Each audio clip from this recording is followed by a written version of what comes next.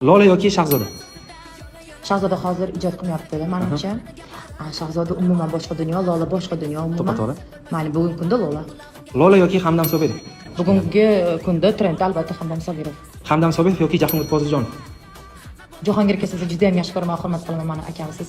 Lekin Hamdam Sobirov. Hamdam Sobirov yoki Jahongir Otajonov? Jahongir aka Otajonov, nomer 1. Jahongir Otajonov yoki Yulduz Usmonova? Jahongir aka Otajonov, Ilzepa endi Hurmat qilasiz. Primadonna, Ilzepani masalan kimdir bilan tenglash bu noto'g'ri bo'ladi. To'g'ri. Bugungi kunda men sevaman, yaxshi ko'raman Jahongir aka Otajonov.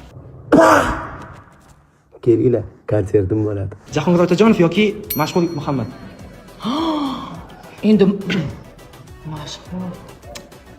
Kech intervyular mashhur to'g'risida juda maqtadingiz. Bo'pti, Mashhur Muhammad. Mashhur Muhammad yoki Tohir Sodiq? Tohir Sodiq. Tohir Sodiqov yoki Botir Qodirov? Ovoz bo'yicha давайте Tohir Sodiq. Tohir Sodiqov yoki Munisa Rizayeva? Voy, albatta o'zimni tanlayman Munisa Rizayeva.